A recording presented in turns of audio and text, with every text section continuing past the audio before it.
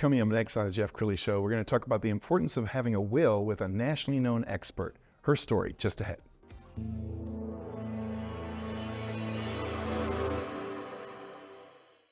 Many are predicting that the worst is yet to come, which is unfortunate, said one person here. Until now, they've enjoyed the reputation of being the nation's icebox. Watched a burglar in his home this morning by webcam. As a journalist of over 25 years, stories are what make my world turn. Reporting live from the Dallas newsroom tonight, Jeff Crilley, Fox 4 News. But in 2008, I took the jump from my familiar life and started a PR firm from my home. We're talking about anyone with a camcorder like the one I'm using becomes a television network. We started slowly growing the company, and we now have over 100 clients, and we've branched into the world of live digital broadcasting. I now own 8 different TV studios and have a huge team, and the stories that I now get to share are sometimes the most important of my life. Life has a funny way of coming around full circle. This is the Jeff Crilley Show. Well, I have a will and my wife has a will, but it's amazing that there are so many people walking around right now who are just risking everything on the chance that they don't die right away. And it's never too early to start a will. Famously, some of these very big stars will die, and then their estate will be contested for years because they didn't have it all spelled out in a will. To talk about that today, Lori Ashmore Peters with the Ashmore Law Firm. Thanks for coming on the show. Absolutely. Thank you for having me. Yeah, well, we've known each other for a long time. We have a very long time. And you're passionate about this. I have to believe that there are times when people will work with you and they get everything together, and then 6 months later, they need it. Yes, yeah, unfortunately, yes. I've had many clients where that has happened. I've even had some clients where they met with me. We were in the process of getting all of their documents in order, and they passed away right before they signed. Wow. And so we've seen it all. And this is a very prominent law firm here in Dallas. Everybody knows it, and if you go down to Maple, they have the very famous building, iconic building. We found a video. This is now a dozen years old, but I think it did a great job in talking about this family company. Mm-hmm. Let's go ahead and roll it.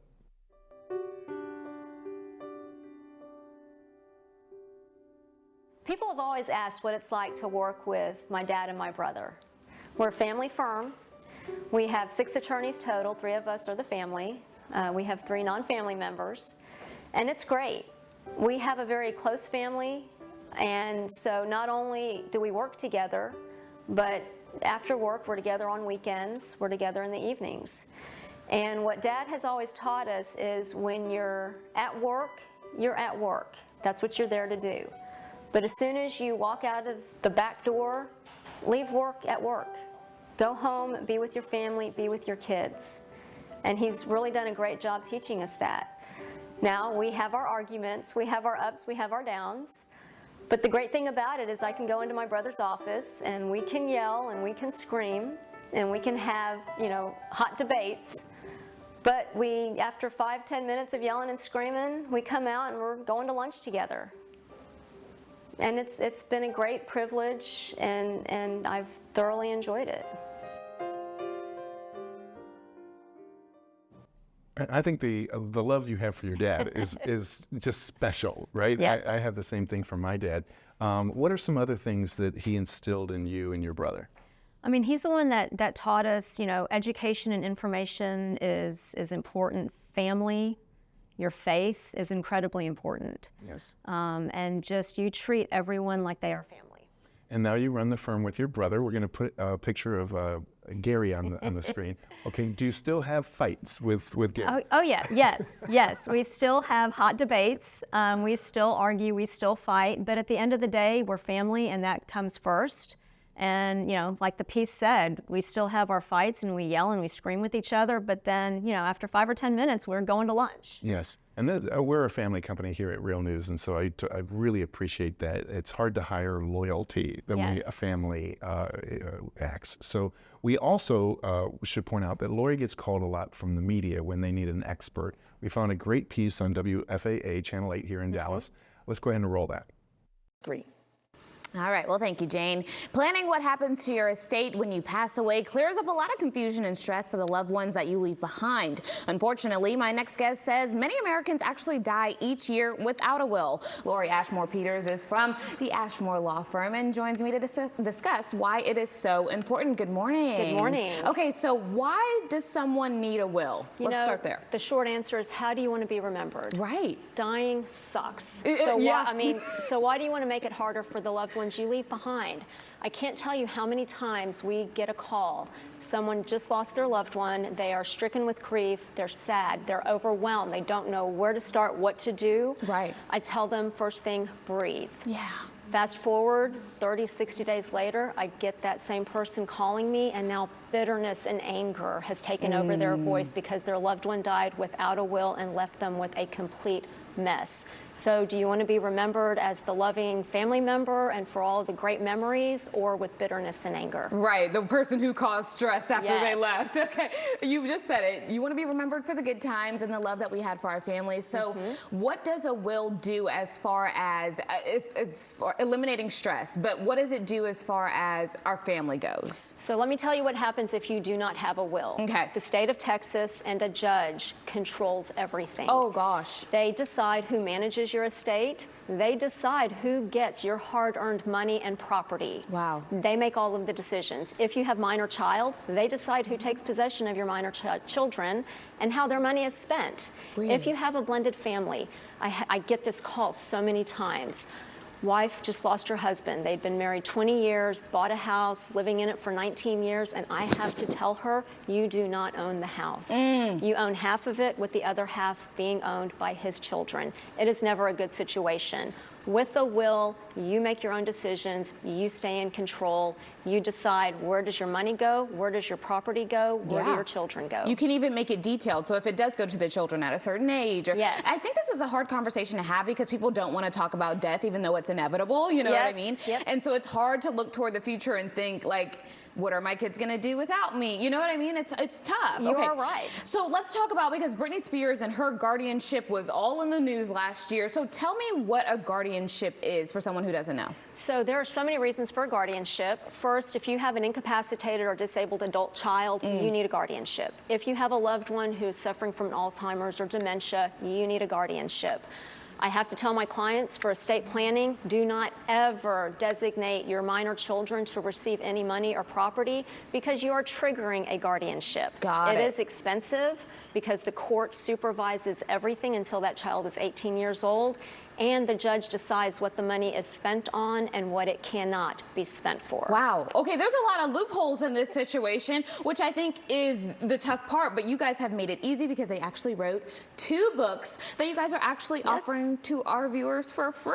We are. We love free. are. Yes, yes. How exciting is that? Okay, so, and the book talks about why we need a will, Yes. estate planning, all of the ins and outs, right? Yes, it does. It talks about all of that. And here's what I tell people. You know, some people think that estate planning is just, they don't want to have to think about it. It's daunting.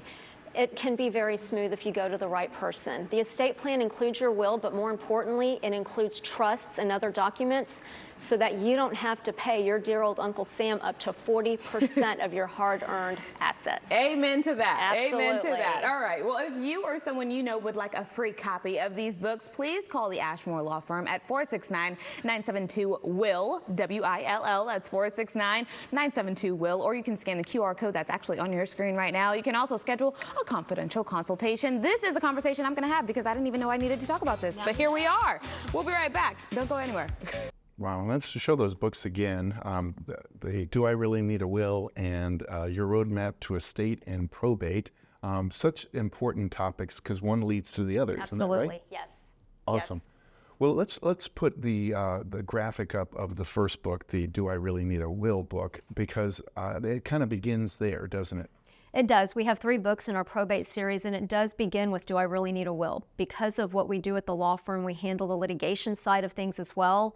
We know where things go completely off the rails. So with Do I Really Need a Will? We try to nip it off at the pass when we first start with it. But we're aware of the different questions that you need to ask to make sure that you have everything in order. What does a perfect client look like for you? Our perfect client, those that have multiple assets, those that have their vacation homes that are really, they worked so hard to accumulate their wealth, and they want to make sure that that wealth is protected for their younger generations, for their children, their grandchildren, their great-grandchildren. Yeah, and it just relieves a lot of stress, doesn't it? It definitely does, yes. I can tell when we go through the process, we make it as smooth as we can, and the day that the clients come in to sign their trusts and their wills and all of their disability planning documents, it's like a huge weight is lifted off their shoulders. Awesome. And you just told me right before the show that you now view your practice with a very unique lens. Yes. Tell us what happened. So unfortunately, I am a mother of 2 teenagers, and we unexpectedly lost my husband, their father, in September. And so it doesn't give me a different perspective, but it does give me an additional perspective of what I do, handling estate planning and probate, handling those end-of-life decisions. Sure. Because not only can I now counsel my clients on what they need to be aware of and what they need to think about, but I can tell them from personal experience, I know exactly what they're going through. Well, and so empathy is such a big part of it. When people hire an attorney, they have to know that this is somebody that I'm going to go to battle with. Yes. And your empathy for your clients is off the charts, I can tell. Thank you. Yeah. Thank you for that. Any final thoughts? What would you like to leave people with? No, just get your will done. That's the most important thing, and you need to protect your homestead. You need to protect your minor children. You need to protect your vacation homes, your stocks, your bonds, your assets. You don't ever want to leave those in control of the state or in control of the judge. Outstanding. You've been a great guest. We're going to leave with the law firm. It's ashmorelaw.com. The great Lori Ashmore Peters. Thanks for coming on the show. Thank you. That's it for now. We'll see you next time.